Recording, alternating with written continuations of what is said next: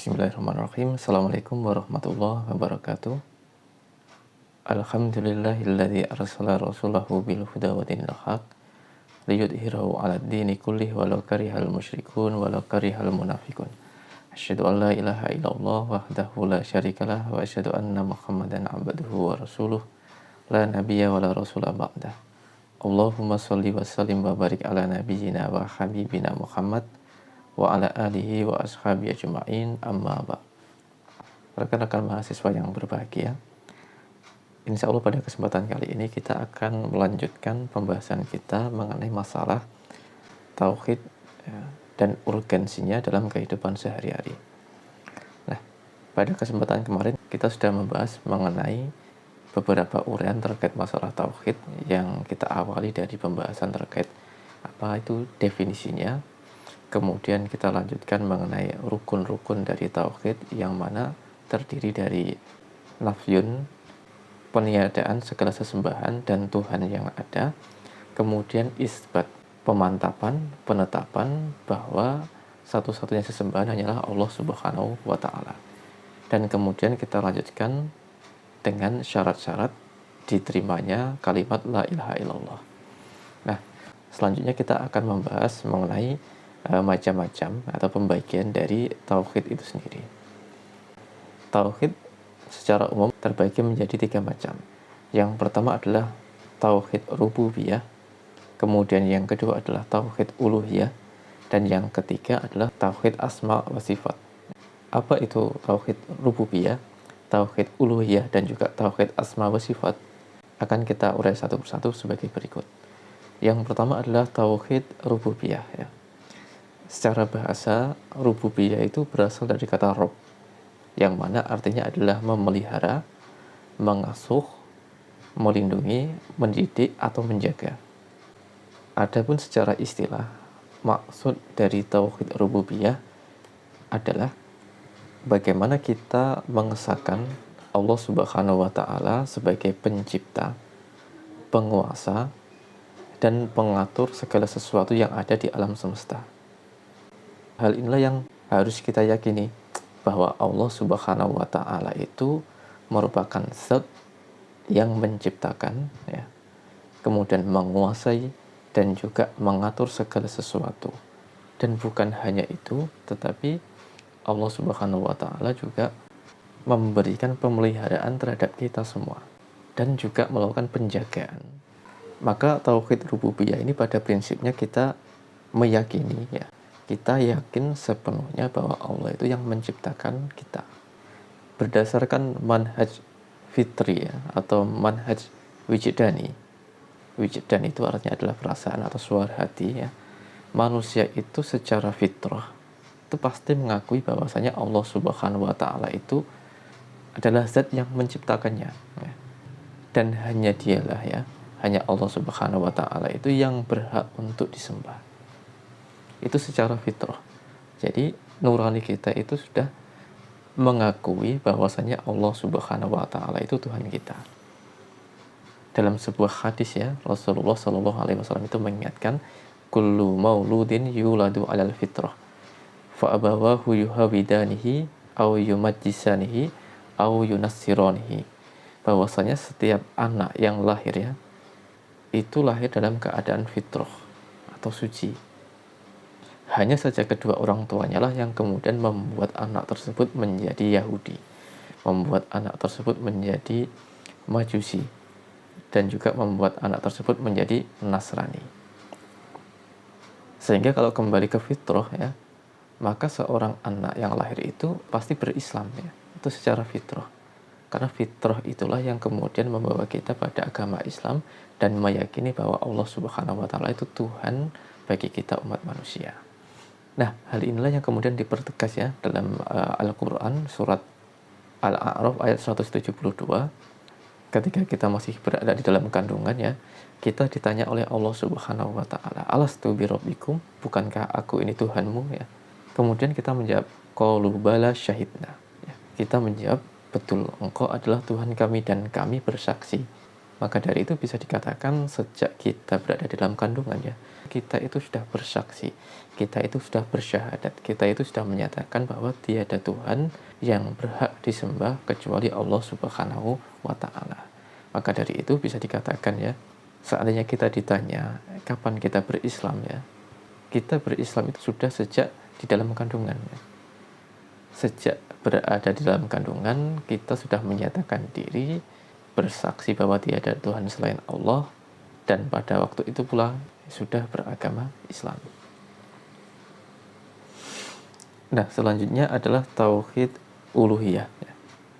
Uluhiyah itu berasal dari kata ilahu ya, yang artinya adalah sesuatu yang disembah atau ditaati. Sedangkan yang dimaksud dengan tauhid uluhiyah adalah bagaimana kita mengesahkan Allah Subhanahu wa Ta'ala melalui beribadah dengan berbagai bentuknya. Mungkin bisa dengan sholat ya, puasa, haji, umroh, berdoa, dan lain-lain. Nah, kalau boleh kita pahami, tauhid uluhiyah ini merupakan konsekuensi dari kita bertauhid secara rububiyah.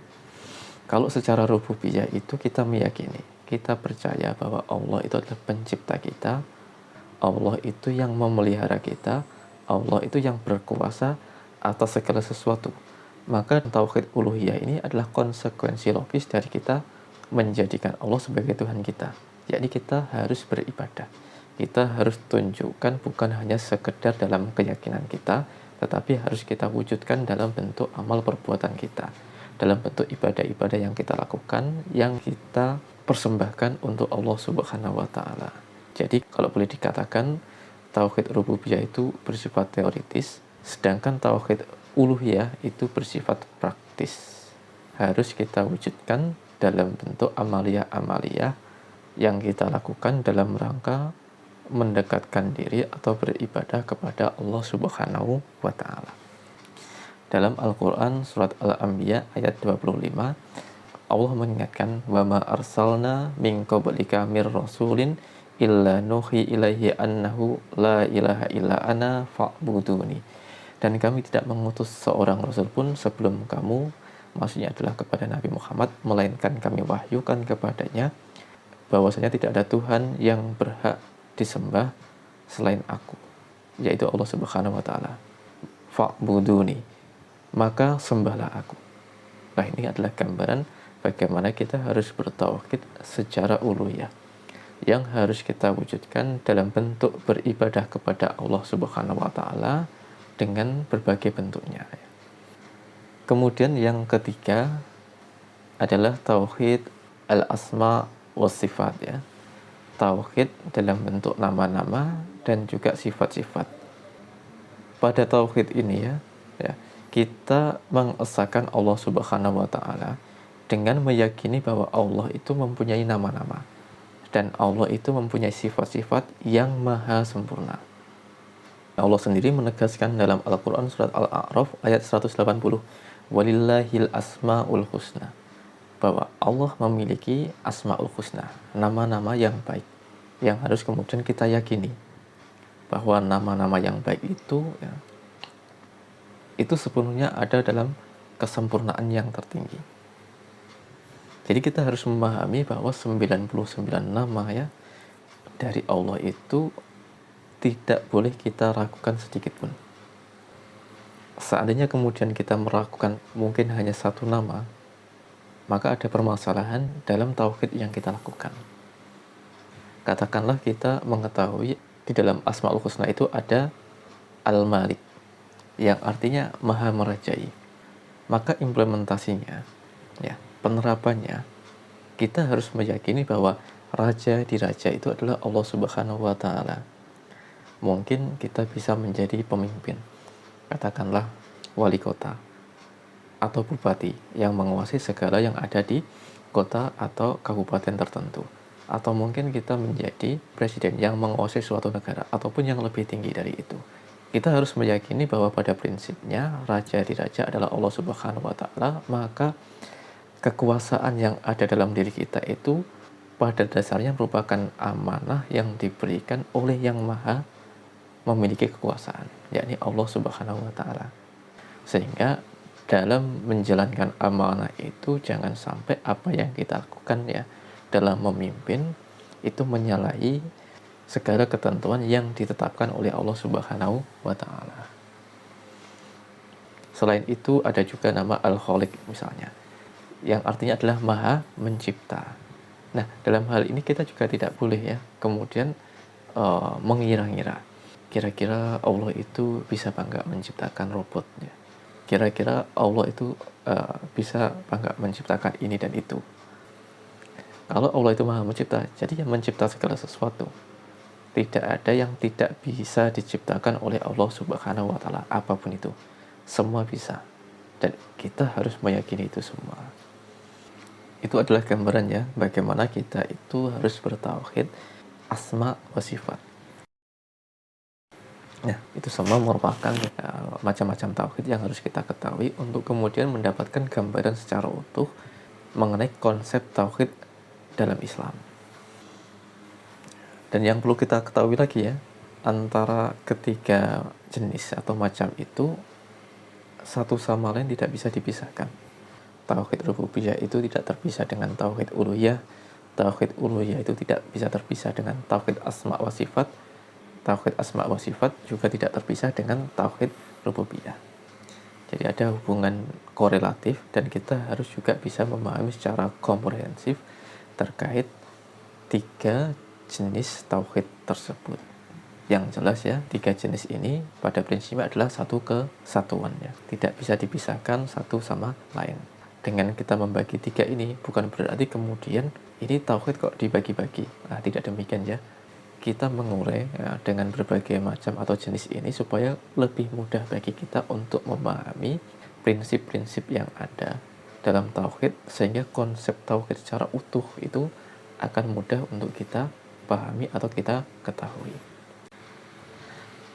Nah, selanjutnya ya kita akan sedikit mengurai ya mengenai larangan-larangan manakala kita berbicara mengenai Tuhan kita, mengenai Allah Subhanahu wa Ta'ala.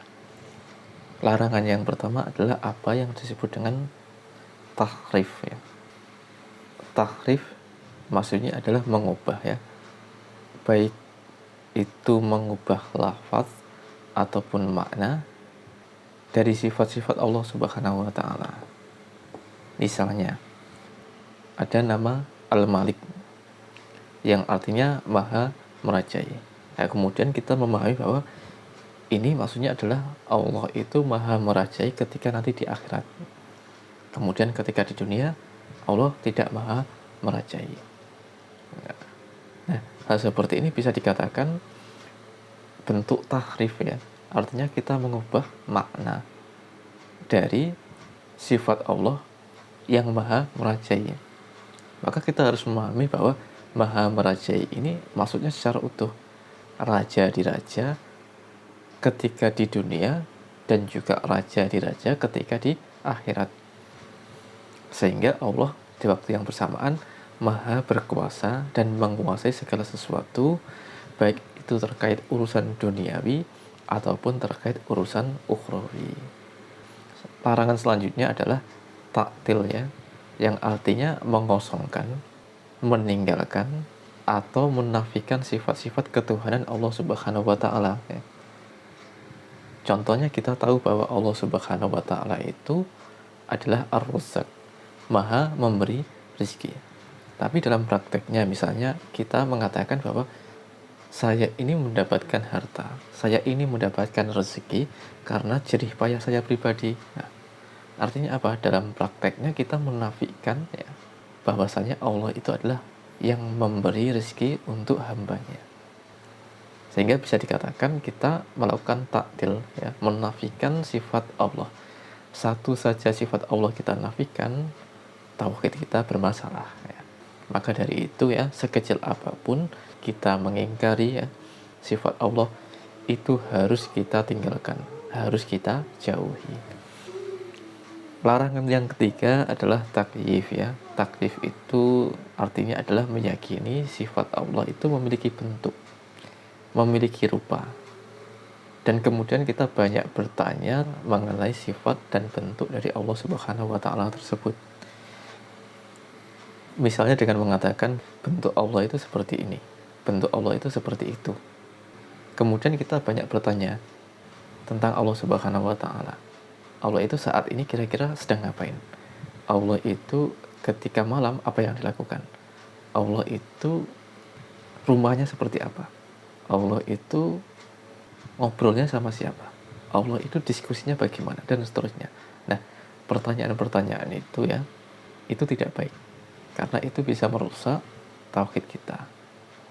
Padahal hal ini ya sudah diingatkan dalam Al-Quran surat Al-A'raf ayat 33 bahwasanya kita dilarang ang tusriku billahi ma lam yunassil bihi sultana wa ang taqulu 'alallahi ma la ta'lamun.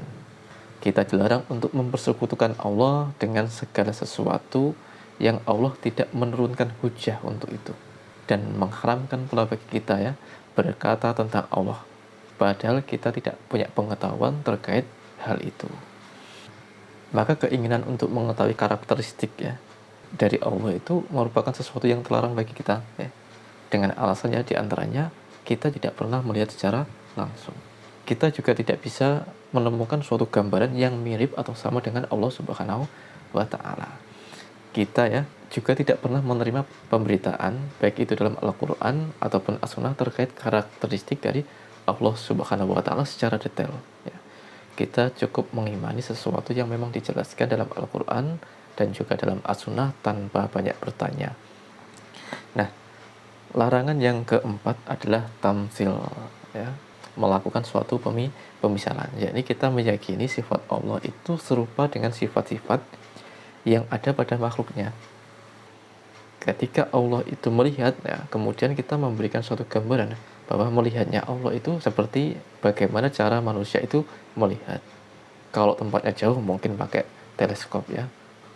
Jadi secara tidak langsung ya dengan melakukan tamtsil ini mengilustrasikan apa yang ada dalam diri Allah Subhanahu wa taala itu sama dengan manusia, maka secara tidak langsung itu merendahkan Allah Subhanahu wa taala sendiri. Dan itu jelas merusak tauhid kita. Kalau Allah itu adalah Khalik ya, pencipta, dan kita makhluk yang diciptakan, bagaimana mungkin antara Khalik dan makhluk itu sama ya. Sehingga tidak pernah mungkin ada persamaan antara Allah sebagai pencipta dan manusia sebagai makhluknya ya. Pada bagian terakhir ini sedikit kita ingin mengurai sebenarnya manfaat dari bertauhid kepada Allah Subhanahu wa taala itu apa untuk kehidupan kita. Jadi pengaruhnya apa untuk kehidupan kita ketika kita sebagai umat manusia itu sudah bertauhid.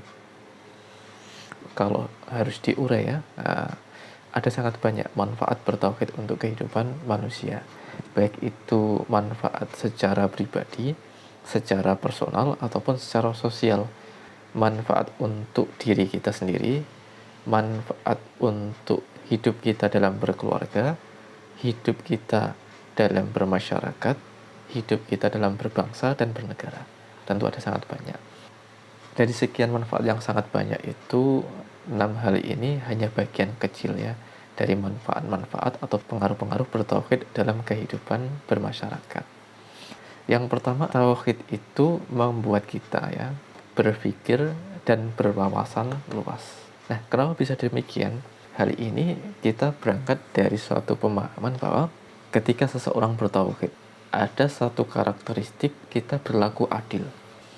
Dan adil di sini maknanya luas ya. Salah satunya kita harus adil dalam menerima ilmu pengetahuan. Ilmu pengetahuan ya dari manapun datangnya, dari siapapun yang membawanya, selama itu berorientasi pada sesuatu yang baik dan benar, boleh kita terima. Karena apa? Pada prinsipnya segala sesuatu itu yang terkait ilmu pengetahuan itu berasal dari Allah Subhanahu wa ta'ala. Kita berpengetahuan itu kan juga bertauhid, sehingga dengan seperti itu kita akan mampu berpikir secara luas, karena segala sesuatu ketika itu memunculkan ilmu pada prinsipnya itu berasal dari Allah Subhanahu wa ta'ala. Kemudian yang kedua ya, bertauhid itu bisa melahirkan rasa percaya diri ya dan kebesaran jiwa. Kita bertauhid itu melahirkan optimisme. Karena pada prinsipnya kita itu harus yakin bahwa Allah itu pasti menghendaki kebaikan dalam diri kita dan menjamin kebaikan itu dalam kehidupan kita.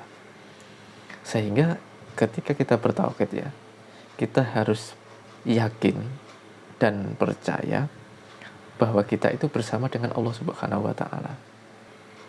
Yang mana dengan kebersamaan itu akan membangun rasa optimisme yang tinggi dalam bekerja dan juga dalam berusaha.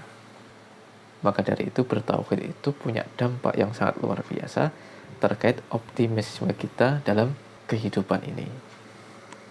Yang ketiga, bertauhid itu menjadikan seseorang itu rendah hati. Karena dengan bertauhid kita tahu yang maha besar, yang memiliki segala sesuatu itu adalah Allah Subhanahu wa taala. Sehebat apapun kita, sepintar apapun kita ya, sebagai manusia, kita itu tidak layak untuk sombong dengan kemampuan kita. Maka dengan bertauhid ya, kita itu akan selalu merasa rendah hati. Karena di atas kita ada Allah Subhanahu wa taala. Tidak pantas bagi kita sebagai manusia untuk merasa sombong, karena yang maha besar, yang maha tinggi hanya Allah Subhanahu wa ta'ala. Kemudian yang keempat ya, bertauhid itu membuat kita sebagai manusia itu lebih berbahagia dengan kebersihan jiwa dan amal soleh yang kita lakukan. Karena kita mendasari apa yang kita lakukan itu dari prinsip keikhlasan.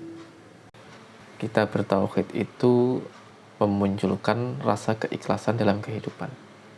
Karena apa? Apapun yang kita lakukan ya, pada prinsipnya kita lakukan untuk Allah Subhanahu wa taala.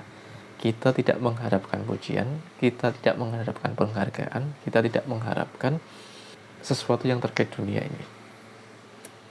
Karena itu dengan keikhlasan itu ya, jiwa kita itu menjadi bersih dan nilai amal soleh kita itu menjadi lebih mulia. Keikhlasan itulah yang membuat ya segala sesuatu yang kita lakukan itu menjadi lebih bermakna. Nah, karena itu bertauhid itu ya bisa membuat kebersihan dalam jiwa kita dan juga kebersihan atas amal soleh yang kita lakukan. Nah, selanjutnya yang kelima ya, orang yang bertauhid itu tidak mudah putus asa, apalagi frustasi ya. Dalam surat Al-Insyirah ayat 6, insya Allah kita semua hafal ya. Inna ma'al usri yusra. Sesungguhnya bersama kesulitan itu pasti ada kemudahan ya. Sehingga dalam bekerja, dalam berusaha, orang yang bertauhid itu tidak akan mungkin pesimis ya. Karena setiap kesulitan yang dia hadapi, pasti setelah itu akan muncul kemudahan-kemudahan yang lebih banyak lagi. Nah, ini adalah gambaran orang yang bertauhid.